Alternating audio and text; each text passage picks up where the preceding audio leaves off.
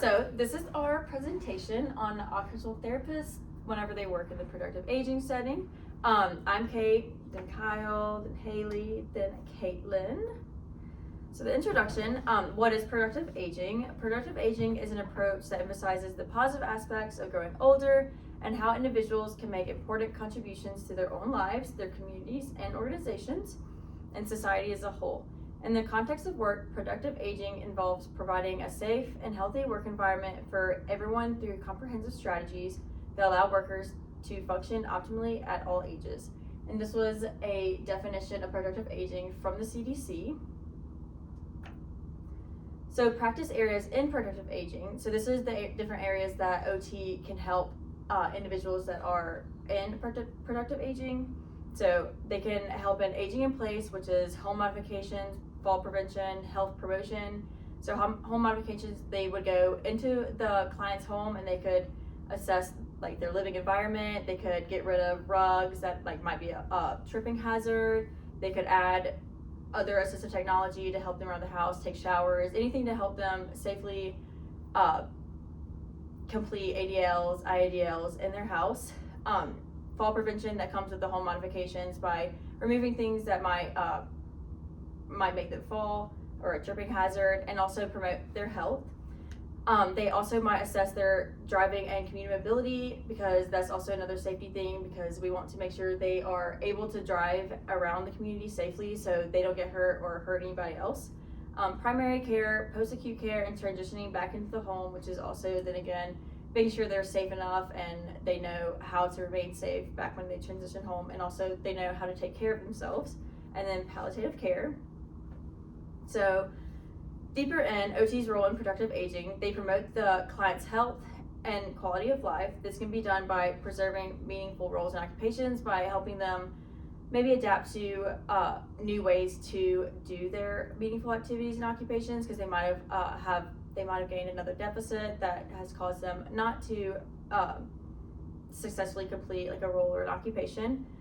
Promote engagement in managing personal health and wellness, maintaining or increasing participation in meaningful activities in the community.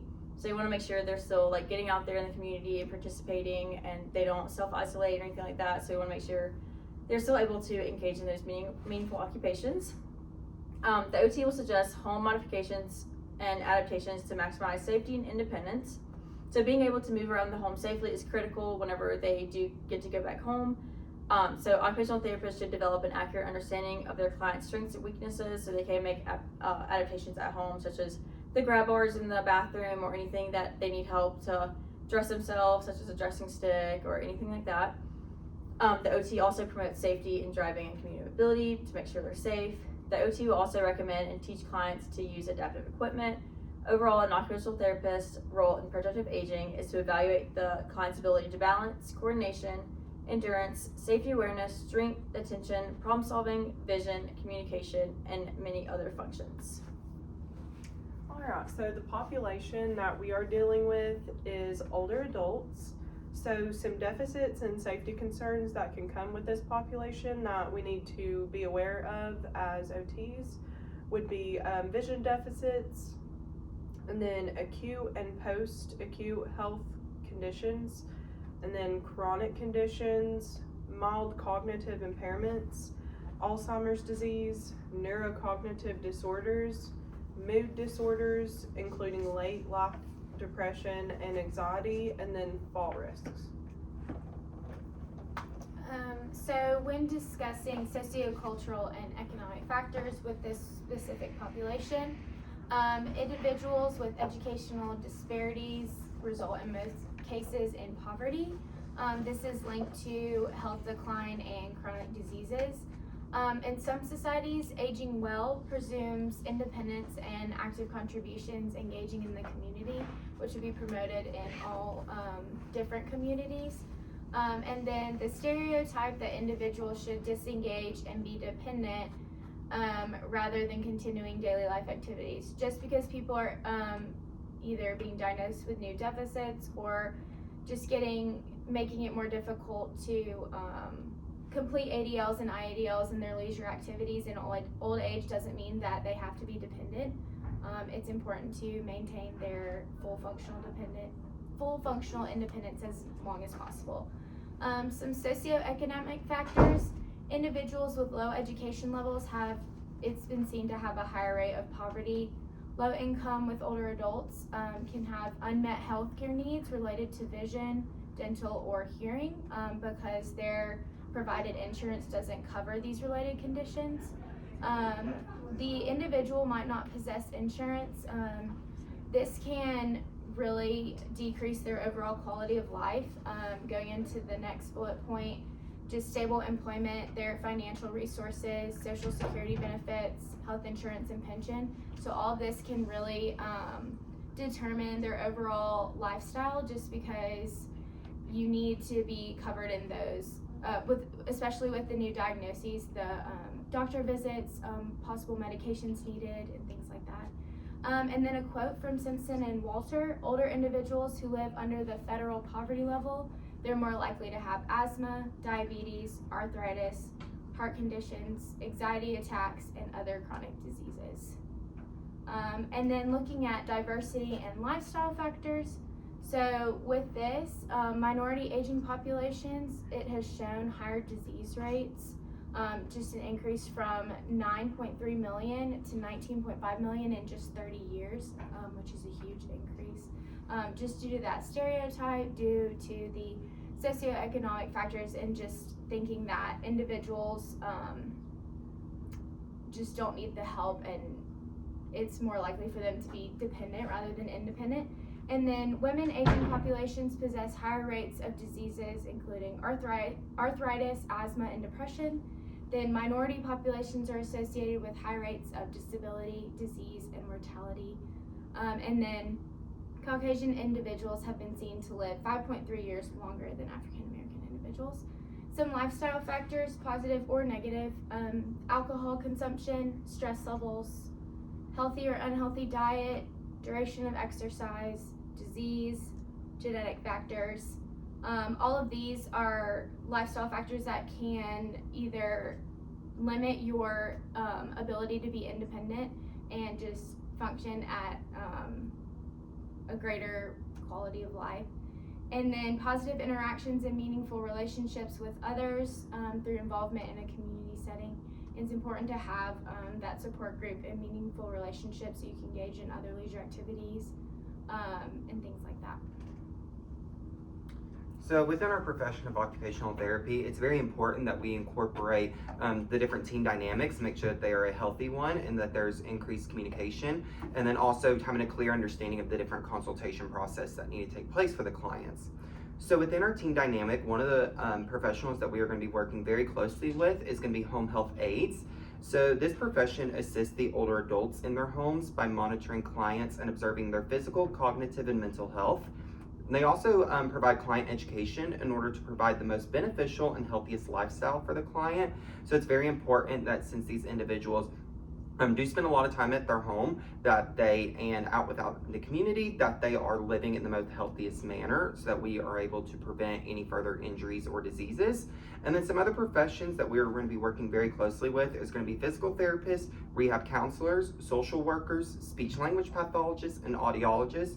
Of course, just like any other clientele, each of these professions are going to depend on the different deficits that the client individually is possessing at the moment.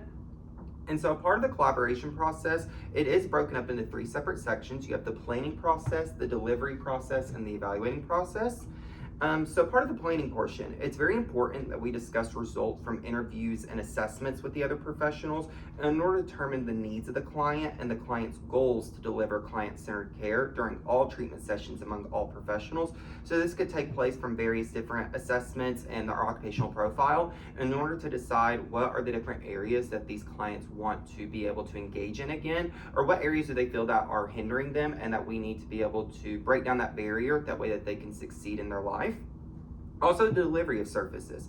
So this is documenting the services that are being delivered to the client directly and indirectly. That way that all parties involved in the case are up to date of the current care that's being delivered. So it's very important that all the professionals are well aware of the different services that are being provided. That way that everyone is in the loop of how the different treatment sessions are currently going.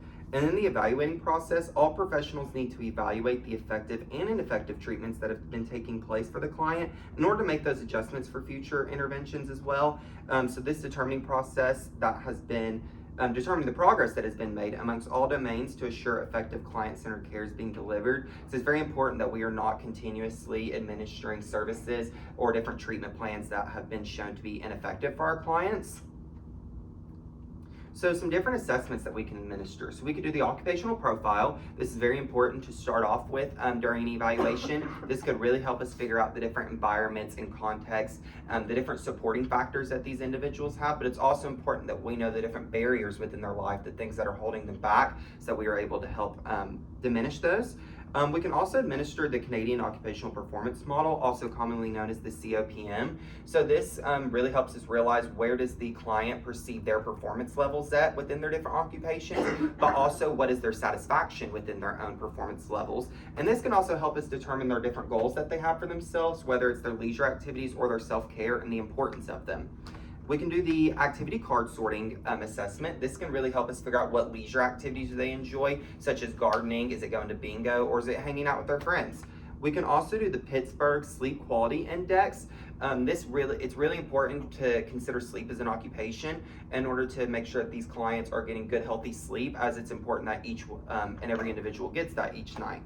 And then also the Tinetti balance assessment tool. When you work with the older population, balance is a very big component that we need to consider. So this will be able to help us realize, is there safety within their own balance within their everyday life? So the consultation process, the interdisciplinary team, we can be doing a lot of different internal referrals. So this consists of discussing the different assessment tools and results with the OTAs in order to determine the client-centered interventions. So we can incorporate a home modification specialist to be consulted to ensure a client's home is safe and that they can perform all their occupations within their own home. And then we can also prescribe an assistive technology specialist to consult to prescribe assistive technology to compensate for deficits and promote their independence. And then the different interdisciplinary consultation can consist of referring clients based off of their needs to a specific professional that is suited for their area of care. So for instance, if a client's going through a major depressive disorder and at their moment, then we can consult with a psychologist or a psychiatrist. And if they have an opening within their caseload, we could refer our client out in order to perform those different client-centered treatments to be able to compensate or remediate those different deficit areas. All right, so to wrap it up, overall productive aging emphasizes the positive aspects of growing older and empowers this population to be safely and effectively productive, which leads to an overall greater quality of life. Some examples of the roles that OT plays in this population are fall prevention, home modifications, community mobility, acute care, and primary care. And then some concerns to focus on for this population are vision deficits, chronic conditions, fall risk, cognitive or neurological deficits, and more. Socio-cultural and economic factors can positively or negatively affect the clients in this population based on their individual circumstances. For example, education level, income status, societal views, and then diversity and lifestyle can also affect the clients in this population, so their habits, gender, or race. And then a team including a PT, rehab counselor, social worker, SLP, audiologist, and more can collaborate with this population in planning, delivering, evaluating, assessing, and consulting. So then we would like to see more advocacy for this population to create awareness as to why productive aging is important and beneficial. And we would also like to see more programs in place around communities for this population, such as opportunities for safe volunteerings or fun groups. And then also, as OTs, we should make sure to consult with the families, relatives, friends, caregivers of those in this population about productive aging. So a quick quiz to wrap up all the knowledge that was taught today. So the first question, what is an approach that emphasizes the positive aspects of growing older and how individuals can make important contributions to their own lives, their communities, and their organizations, as well as their society as a whole? Yes, Haley. I think it's B. It is B. Yay. Okay, so next one, true or false? When women aging population possesses higher rates of disease, including arthritis, asthma, and depression. Me. Go ahead. A, true. Woohoo! Correct. And the third question, which of the following areas does an OT not treat in productive aging? Anyone? Me. Yes. B. Yes, gait training. And which of the following was not an assessment listed in our presentation today for productive aging? You. B. Yes, you are correct. Yay, and our reference